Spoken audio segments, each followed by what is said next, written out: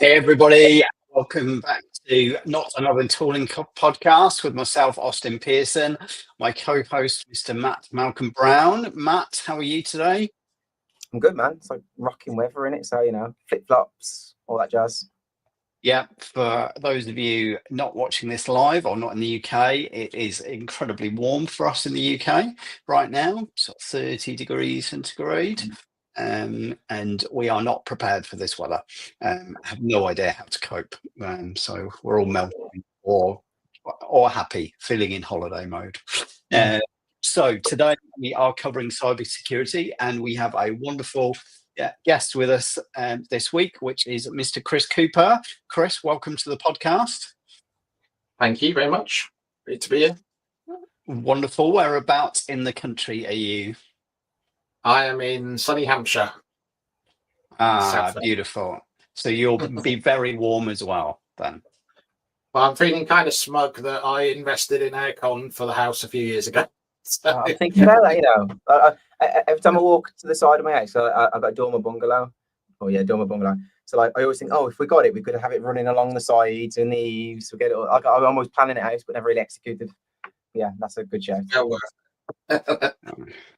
So tell us a little bit about your background, Chris. What do you do now, and how did you get here? Yeah, so I'm a fractional CISO now, which basically means I kind of advise companies on their security strategy, on their advise boards and executives in particular, and do that for multiple companies at the same time. I also get involved in mergers and acquisitions and things like that, doing sort of due diligence exercises and that type of thing. My background, though, is I've been in cybersecurity for about 26 plus years now. So I started off as an engineer working in telecoms. So I was kind of involved in the first deployments of ADSL around Europe. So that was my first job out of university, was going around doing trials of ADSL around Europe. Then got into 3G, so I helped design some of the security in 3G. That kind of made me want to get into security, which wasn't easy back then. So I kind of did a bit of a strategic routes to try and get there. So I went to work for the police and Royal Police initially, doing their security. Then went to the Royal Navy with Serco and did a secure training centre for them. And then I got my first permanent full-time job in security with Flybe, the airline. And I kind of started as IT security manager and built my way up to group CISO. And then after that, I moved into consultancy. So I went to work for HP, working on defence and then private sector and things like that. And then on to Capgemini. And then another MSSP, 6 degrees after that. And then finally, about almost 2 years ago now, actually, I started my own company, Rouge One Security, which is now where my fractional business is based. Wow, that is a heck of a CV, Chris, and some really interesting bits in there as well, where you've been on all sides of the fence and dealt with some organizations with some very complex security requirements, no end. So thank you so much for giving up your time today. So let's start with, we always talk about tools, but in reality, security, people and process are as important, if not more important than the tooling. So what's your approach, I guess, to starting that discussion? Yeah, so we often talk, particularly in cybersecurity, about the triad of people, process, and technology. And for whatever particular security problem you're trying to solve, there's kind of a balance of those three. And it will vary based on the company, the problem you're trying to solve in a particular scenario at that time. And it's finding that right balance. There's always a people element, particularly down to kind of the culture of the business and things like that. So in theory, you could say, well, I'm going to solve this simply by telling people about security and writing a policy and telling them to follow the policy, and you don't need any technology whatsoever. And in an ideal world, that would be perfect. But no, that's not how things work in reality. So, you add that tooling in, whether that's as part of a secondary defense or an enforcement or a sort of additional level of security. And it's finding that balance all the time. So it's not always about the latest silver bullet. It's about how can you best use your tooling, how can you integrate them together, get that monitoring and everything in place. Yeah, no, look, it totally makes sense. It would be lovely, wouldn't it, if everyone went, oh, great, I've got all the time to follow all the policies, right? And certainly in a lot of the organizations I'm working with, and it's like, well, actually, probably the places where they have most risk is back level versions of things, where they just don't have the time to keep everything current and patch all the vulnerabilities and whatever. Although there's some interesting points around, well, they spend a lot of time trying to work out where the vulnerabilities are, and if they could automate that, then perhaps they'd have more time to do some of the other stuff. But you know how it goes.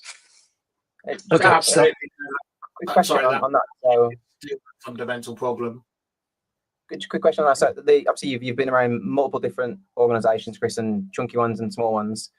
I don't know if maturity is the right question, but where do you observe the greater maturity? The bigger, complex organisations, we've shared path on a couple of those, but then also down to the small ones. Like, is there some correlation between the size of organisation and the level of maturity, or is it just free for all?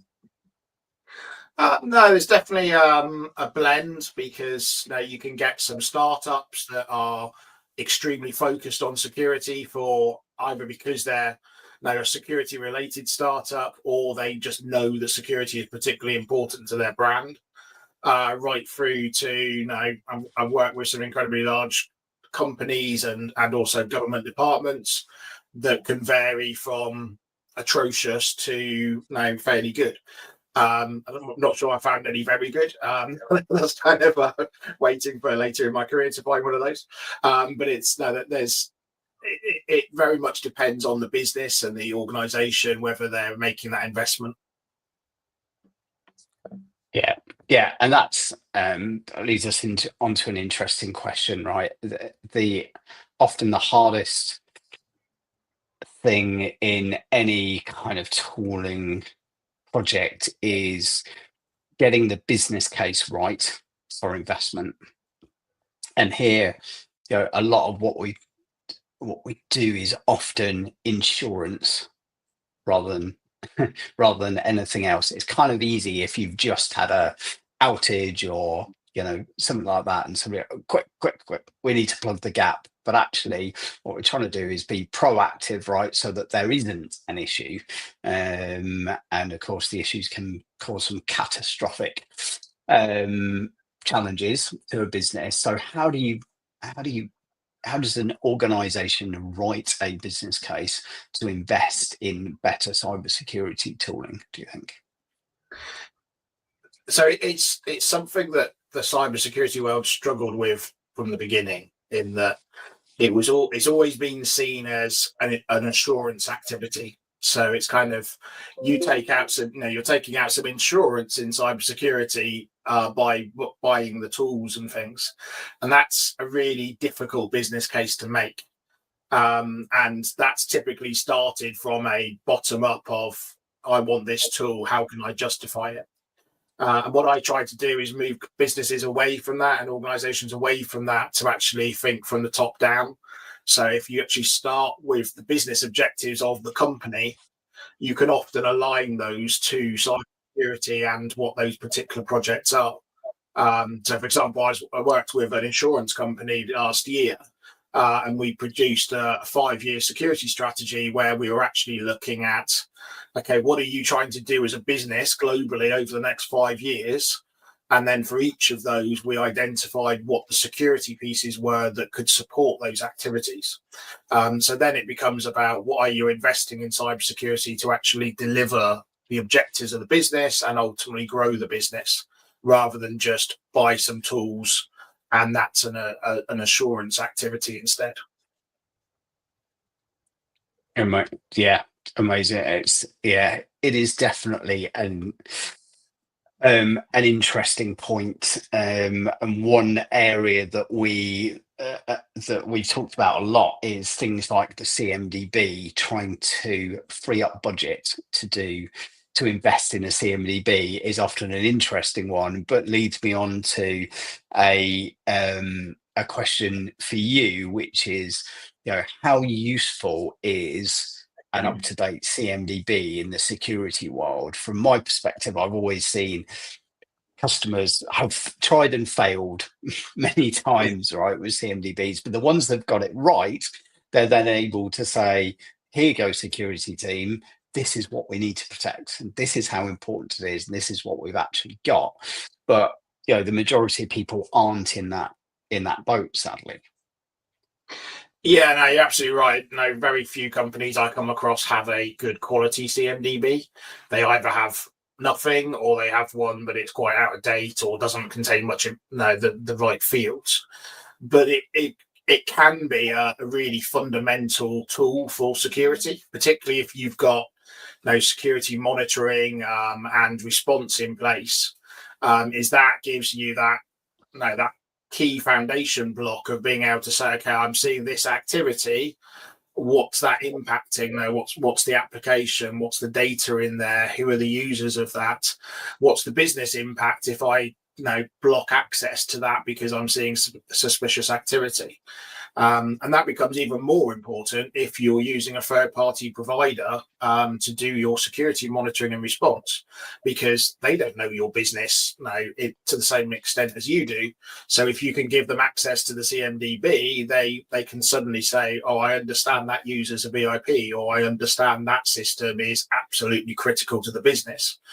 But if I block that user from using that application temporarily while we investigate, that's fine. It's not going to cause a problem. So it's absolutely fundamental. And also you can use it back with the business cases and things. You can use it in order to work out how important something is and how critical it is for the protection. So does it contain really sensitive data, PII data, or intellectual property, etc., that you want to put additional security controls around? Well, that CMDB helps you understand that, and also make sure you know where your data is. We're talking, I suppose, from an idealistic position there. I think is fair. Most organisations we know are just, the CMDB becomes this mythical thing they'll get to at some point, and all the usual stories that we've seen. So the quick flick to the reality, those kind of use cases still valid. Where are people doing those use cases whilst this unicorn CMDB team build this really polished CMDB? What's happening? How are they achieving these use cases whilst things are being prepared, if they ever do get prepared in the CMDB? So they're having to rely on lots of different pots of information. That could be spreadsheets or anything else, Active Directory for the users, that type of thing. But you've got no central source, which all causes delays when you're responding to a security incident. And speed is the utmost importance when if we're having a ransomware attack, for example. So it's about kind of linking those things together. But yeah, the reality is most are still using maybe a partial CMDB that's being generated by some of their tooling, and then spreadsheets of here's our critical assets and things like that. And they're probably relying on their SOC or their service provider actually asking them for specific information, rather than proactively saying, okay, here's where my sensitive data is. These are my critical applications. Yeah.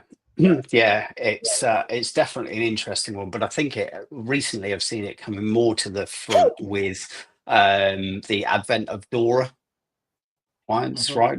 So it always a fun one, because you've got security and operations, and somebody says, here we go, you need to be compliant with this thing that says you need to understand your important business services in real time and have a plan to get over that. And it's almost, if you're a large organization, you're lucky you've got you've probably got some people that are dedicated to these kind of compliance stuff. But for smaller organizations, they're trying to battle with how do I throw generally I throw it at my security team. And then they go, oh, hang on a minute, the ops team have got the CMDB and have been manually trying to do something in it that's way out of date. Where would you kind of start with things like that, and not necessarily DORA, because there are plenty of other kind of regulations, right, that when you're a smaller organization are quite hard to get your head around, I think. Do you see it even as a security thing, or it's a challenge, and you do you come across businesses where they've thrown all the kind of compliance requirements at the security team, whether it's the ISO security standard or whether it's quality. They kind of just throw it all at them and say, well, you do compliance, so that's fine. But the reality is there's a lot of things in there that aren't about security.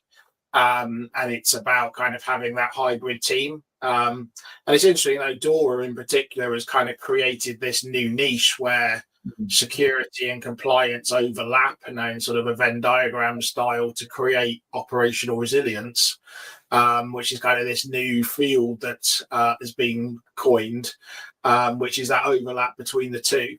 And that's where in bigger companies DORA tends to sit. But of course, in a smaller company, that's not reality. You can't kind of employ people just to do that. So I think certainly in the last full-time business I was in, we kind of created a hybrid team that dealt with compliance, that had those inputs from ops and security and all the relevant departments that needed to be involved in it. And I think that's the only realistic way you can deal with those compliance issues, unless you're of that size that you've got a dedicated compliance team.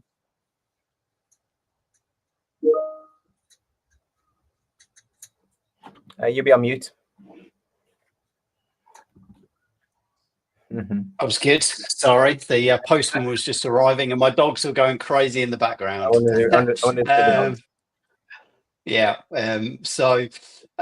it's a really interesting point you make there about bringing teams together, because even with the advent of DevSecOps, I kind of walk into almost every organization and they have operations and security very separately.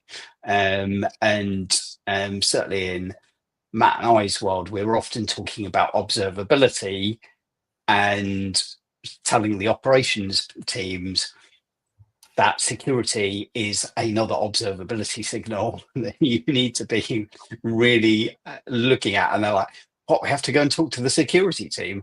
Oh, and the security team are the same, right? They're like, oh, what language do these guys speak over here? So, what's your experience? Do you think there should be more integration between the two? Is there an easy path to do that, do you think? Is integration the right word? I don't know. It's some sort of coming together. I think there are some joint roles and responsibilities potentially, but I don't know. Interested in your view, really. I think there's very good reasons why those teams are separate. Now, in terms of keeping roles and responsibilities separated, separation of duties, all that type of thing. That doesn't mean you shouldn't be sharing the information, utilizing those signals and things in both the teams, and cross sharing knowledge and information. Because particularly when it comes to detection, there's some things like some kind of DDoS attack that might be spotted by an ops team quicker than a security team, because they start to see loads change and that type of thing. So there absolutely should be better communication between them and better sharing of data. But do I see those teams merging together? Not really. No, we kind of started from a point where security was part of IT, and that caused lots of conflicts of interest, and you still get companies that do it today, and there's still those underlying conflicts, and I think that's the separation, particularly from a governance perspective, is kind of quite critical. Yeah. One thing I've seen a lot of recently where this has been a challenge is in organizations that are doing a lot of development.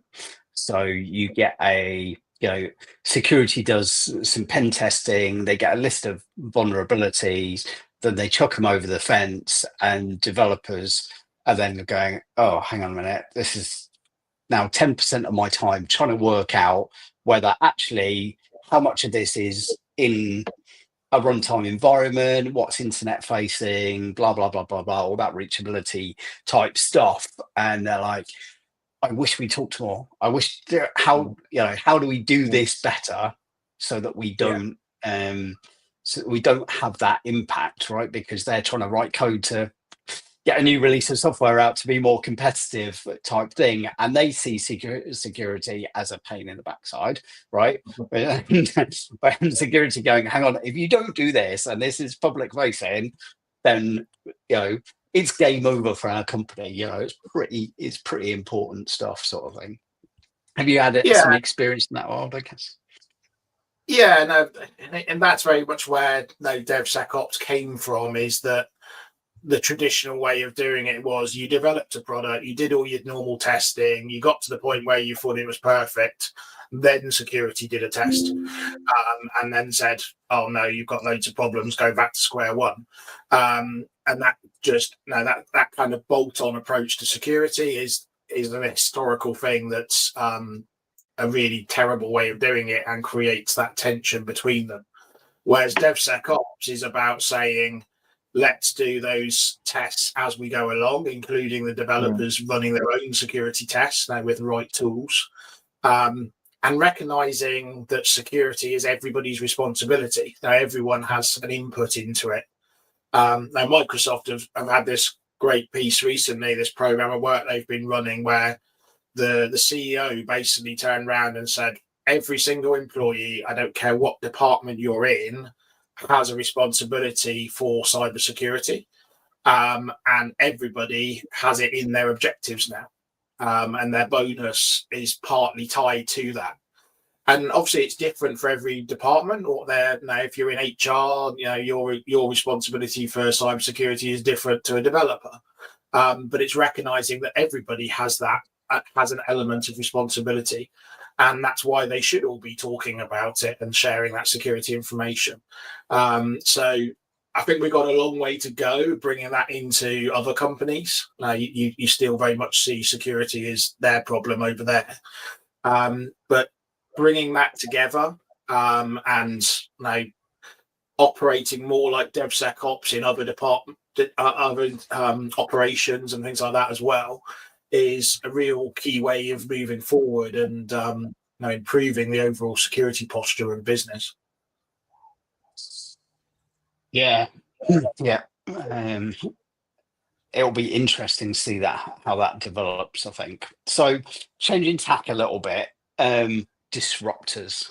What do you see that is happening in the security world right now that is currently disrupting or is likely to be disrupting in the near future? One thing keen to talk about here is quantum, but I'll let you give some ideas first. Yeah, so obviously one that's already affecting us is AI, and now from simple things like companies sharing information in public AI tools and then wondering why their information gets recirculated to other people. And obviously there was a couple of big cases where companies did that, through to AI becoming part of the tool sets now as well. So it started off purely as a kind of detractor from a security perspective, but obviously now there's SOC analysis tools and things that use AI. there's a whole bunch of tools that claim to use AI and, in my opinion, don't. But there are some that genuinely are using AI now, whether that's to produce reports or do queries or bring data together.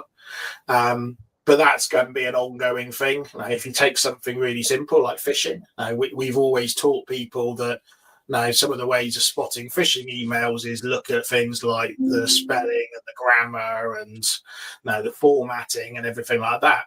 Well, you can ask ChatGPT or whatever your favorite AI tool is to produce you an email. It will look absolutely perfect, and the spelling and the grammar will be perfect. So now that kind of goes out the window. And it amazes me that we still get phishing emails that are so badly done, because you kind of think that it's not hard to do anymore. Maybe it's a double bluff. Well, it could be, yeah. It's assuming that a CEO can't spell. But yeah, it's that's definitely an area that's impacting us, and will continue to impact us. Now, obviously, you've got AI agents now. And then there'll be whatever comes next is moving at an incredibly fast pace. And you've got tools like Copilot and equivalents that access all your SharePoints and everything else. So if you don't secure your files properly, suddenly every user can search for salary data in the HR system or whatever, because suddenly Copilot knows all that information. So yeah, so AI.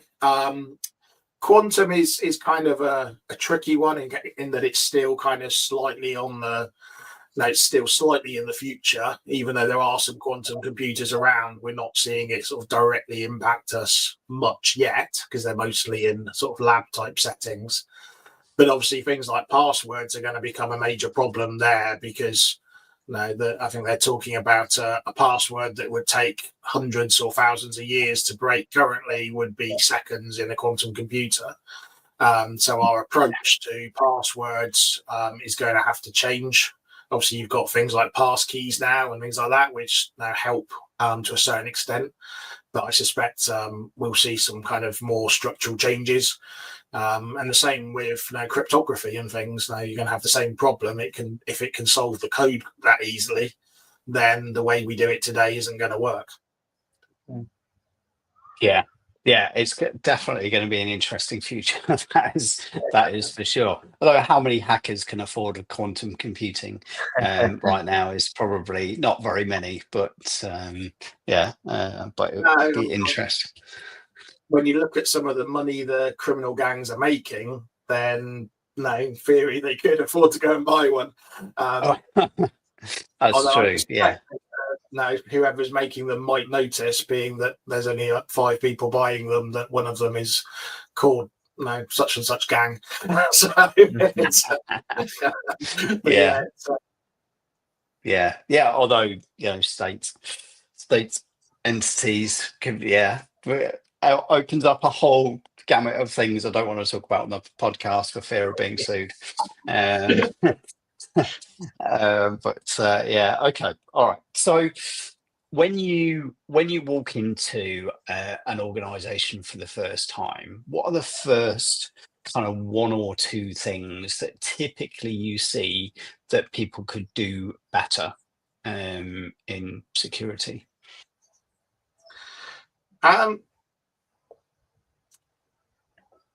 So I generally find that culture is a challenge for most companies, security culture. And there's kind of this expectation that their security manager or their CISO is just going to magically improve the culture of the business. And one of the key things we often talk about is the fact that culture needs to firstly come from the very top. So the CEO or the chairperson or whatever needs to be front and center for cybersecurity, and it needs to be distilled right down to the very lowest level. And things like awareness training needs to be for everybody. It's no good saying, well, the directors don't have to do it because they're too important. It's now everybody has to do it. So that's one key thing. There's a certain amount of show and tell with cybersecurity. So if I walk into an office for the first time, I kind of often will look around at what kind of security barriers they have and things, not because I'm responsible for physical security, but it creates, again, that kind of mindset about security. So if you don't see cameras and barriers to control your access to the door or whatever, that kind of creates the mindset for people working there that actually there's nothing of importance in here, so we don't have to worry about security. That's not to say you want to turn it into Fort Knox, but it's security is always about finding those balances. Good perspective. I suppose that's like the how you do one thing is how you do everything kind of scenario. Just sort of sets the tone straight away. Yeah, exactly. And culture isn't something you can change overnight. Most of the sort of psychologists you sort of talk to will say it takes 3 to 5 years to change the culture of a business. So that's a major exercise for any organization to go through. But it is critical because if everybody has a responsibility for cybersecurity, as we were saying, then that is part of that cultural change. But so that's one of the things whenever I go into a business, I kind of always look at that first, because I say that kind of sets the tone. The other thing is looking at, do people actually understand what their responsibilities are? Now, if you kind of randomly talk to somebody and ask them about the policies and where there's instructions about what you can and can't do, if they can't easily answer that question and show you where those are, the likelihood is they've never read it, and that's not about them doing something wrong. That's about the business not making it easy, because if you don't make security easy for people, then they're going to find ways around it. Now that's just human nature. If you make things difficult, like giving them a ridiculously long password, then they'll write it down. That's kind of simple thing that people do. If you make them change their password every 90 days, they'll start just adding a number on the end every time, because it's just, again, human psychology. We've got a question come from Graham. I'll just bring onto the screen. What about observability AI in security? Hearing that a lot now.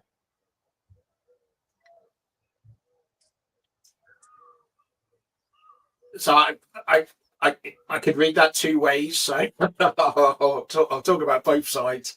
So one would be about security signals to kind of have observability about when AI is being used.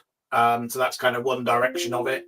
The other would be AI analyzing the observability signals for security.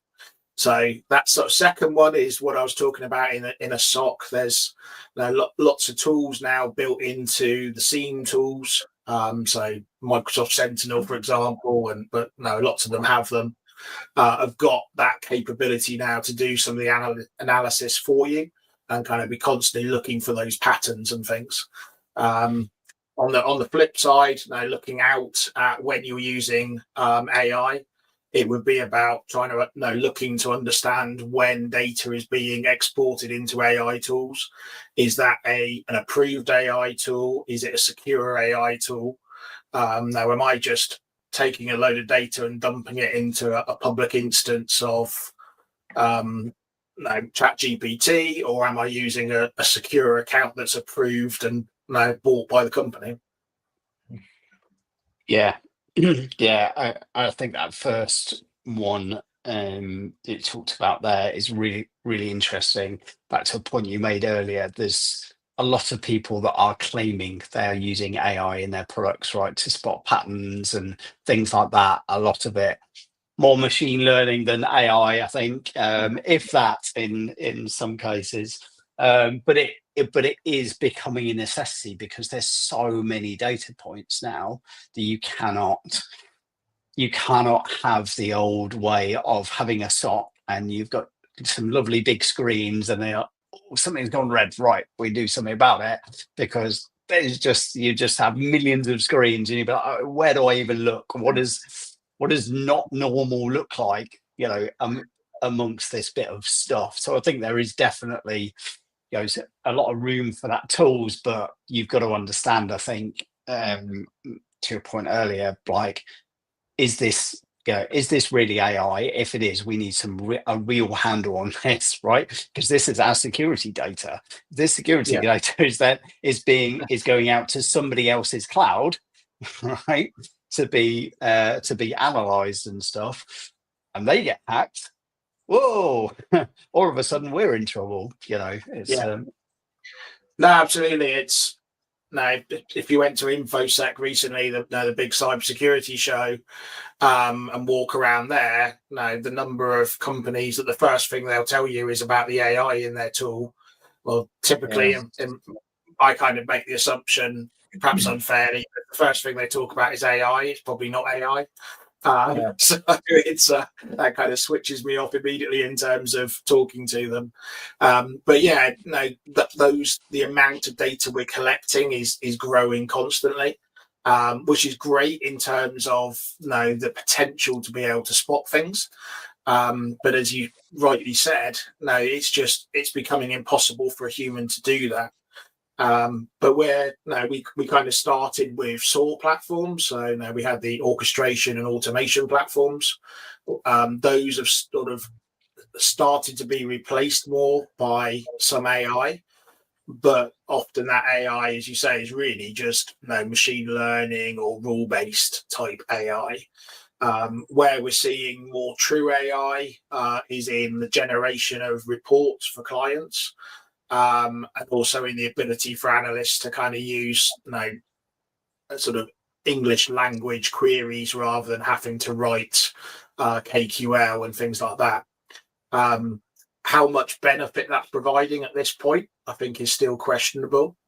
And I think there's often this kind of misconception, I think a purposely created misconception, that bringing AI into an automation into a SOC is going to get rid of lots of jobs. And the companies will save a lot of money from not needing all the level 1 analysts. In my opinion, and I've kind of run a number of these SOCs, all you actually do is shift the capability requirement. So you might remove the need for so many level 1 analysts, but you actually increase the need for level 2 and level 3 because you're discovering more things, because it's doing all that for you. So things you would have missed before are now being found.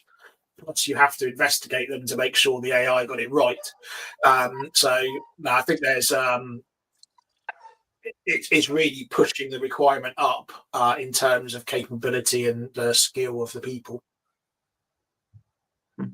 Yeah, and a related, I guess, note on that is the more you're putting in, the more your costs are going up, right? So I know, right, security logs, for example, is one of those things where you look at it and you right, so we just stream these few things in, and then 6 months later you're like, wow, your word, you're getting these bills that you're like,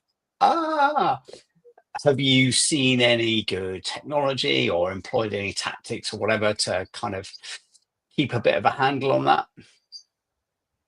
No, it is definitely a challenge, and particularly in the cloud, a lot of the models have been created, the commercial models, to make it look very cheap.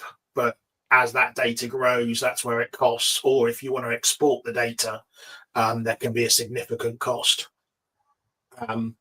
What you often find is companies will start turning off different types of logs and things like that.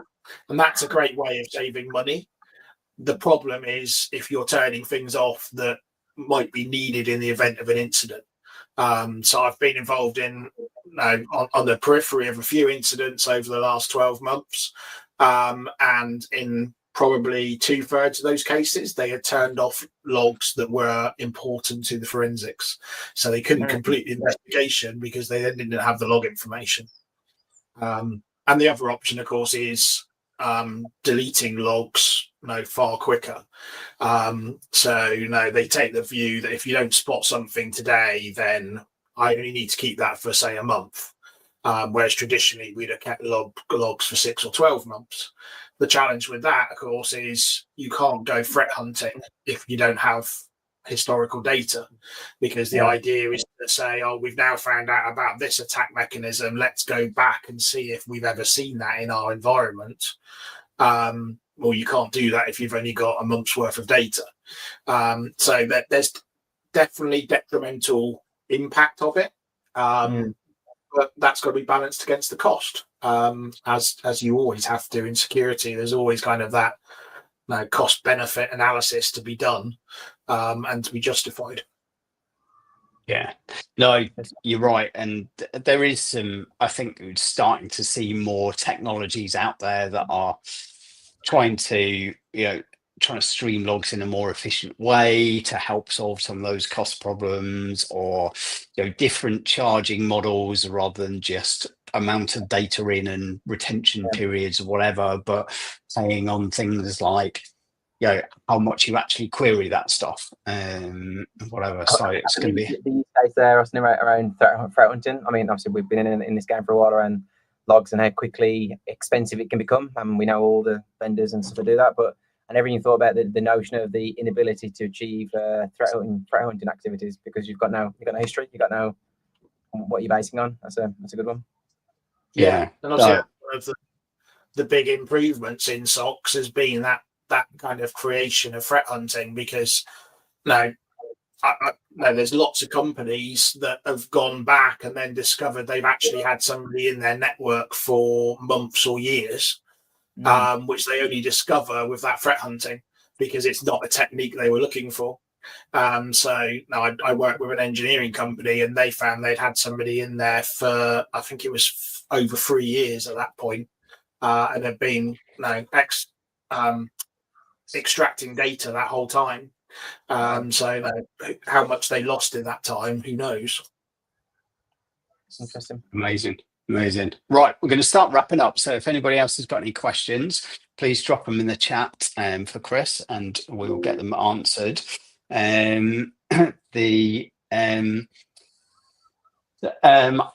So we have talked about a lot today, Chris, and I'm just looking at my notes and I'm like, wow, they've gone a bit crazy. So we started off with talking about people and process being more important than the tech, and the tech really being kind of a second line of defense, really, after people and process. And later on, you talked about the things that you typically look to improve early on in a journey with the customer. The first one is, this security culture change needs to come from the top. C-level exec can't exempt from doing their security training and whatever. In fact, they're probably potentially the biggest risk, because they have access to so much sensitive data, right, that other people might not have. The second thing you said is like having some physical presence, so that people, when they walk into the building, think, right, okay, we've got access controls, we've got cameras, security, there is things here that are important that I need to think about security. And then you said the third thing was the business needs to make it easy for people to do security. If you give them too long passwords, they're going to write it down, and you're creating your own risks. So they were really, really interesting points. We talked about some of the biggest disruptors that we're seeing in the marketplace, AI being the biggest one, I think, right now, which was thinking about the information that you're sharing in public tools. It's really hard. I know I have been guilty in the past, and changed the way I work, because it's so simple to go to a tool now and go, right, I want this, go do this, and I have to really think now. Thankfully, the organization I work for has got great security training, and I'm like, no, right, that data goes in our internal Copilot thing and not elsewhere. But something you also said on that about AI is you're surprised how much phishing attacks we still get, right? And people have got to be extra vigilant now, because if you are employing phishing as a tactic to get in somewhere, you'd be using ChatGPT, right, to make sure those emails are absolutely perfect. So really, really cool. In the future, we're going to things like quantum are going to make this really, really challenging. But for now, don't have to worry about that too much. And then we talked about observability and using AI to see patterns, because there is so much data now available to people that there is a use case for AI to look and see where the anomalies are and surface that stuff, rather than trying to look through through lots of screens, and using AI to produce reports and English language queries. I saw a great example of this recently, actually, where with a sort of Copilot integration, where they were like, okay, just tell me what's wrong in this incident, what happened, what are we doing to fix it, what was the root cause, and it's like, no, previously there'd be 20 people in a war room, and then somebody had the job of trying to summarize what was going on in everybody's heads. And that's great. And then finally, we talked about logs, a lot of cost associated with logs in security, but it's saying actually it's all worth it whenever you've been in and done some retrospective analysis with companies about big outages, big exposures they've had, and 2/3 of the organizations had switched off the logs they needed to be able to spot where the problems were and where they come from. And you need 6 to 12 months of data to be able to go threat hunting. It's just not possible without it. Matt, have I missed anything? That was honestly the longest summary that we've ever had. Sorry. In the meantime, I've had Chris's website on the page, and everyone should see that. And I'm just going to just bring that down now. And then Chris has also got a private group. But Chris, it's only the group number there. Do you want to just let people know what the name is and how they can find that group and what it is, in fact, as well? Yeah, that's the Region 1 security page. So it's the company page. So we post things every week which are really designed for anybody to kind of get information about cybersecurity. So you don't need security knowledge. It's designed for all business people. And we also look back at past incidents and things. So, for example, we recently we looked at the BA incident recently. Bro, and then I think you will probably say it very, very soon anyway, Austin. But Chris, how do you want people to get in touch with you? So they can get in contact with me with LinkedIn. It's probably the simplest way, or there's a form on the website as well. So by all means, reach out. Be great to talk to you. Amazing. Thank you so much for spending time with us and all of our listeners and viewers today, Chris. Really, really appreciate it. It was definitely eye-opening, and I'm going to take a lot away from this. Matt, what do we have next? I'll put a comment on there. Can you paste that link here? I think that was the link to the group. Yes, I can. Latif, I'll do that. I'll do that in a minute. Next, we've got 3. So we're trying to get more organised generally, and we've got 3 lined up. I will get the dates shortly. But first up, we have Sophie Hussey, who has been in the ITSM world for some time and service management leadership. So she's going to be joining us next month, and that's going to be focused around 1 or 2 topics, but the topic we're leaning to at the moment is around building a service desk, which is a task in itself. Some point after that, then we have Paul Wilkinson from iCore, most likely going to be a process discipline type topic, whether that's ITIL or not. This is one of the things we'll begin to work out. That will be within the same month as well, or early August rather. And then lastly, all the way in September at the moment, there might be some bits in the middle, we'll see. We have Chris Morris coming to talk about logging and log analytics. So we've got pretty decent lineup, and what you should be able to see if you follow our page, I do that, is we should start to see a pretty healthy event order coming up rather than just the ad hoc one that we sort of chase our tail on. Amazing, superb. And if anybody else wants us to cover any certain topics or got any suggestions for guest speakers or whatever, or you want to appear yourself, drop Matt or I a line, and we would love to chat to you. So, right, thank you again, Chris. Really great to have you on. Thank you, everybody, for watching and interacting. Really good to see you. And we will see you on the next one. Take care.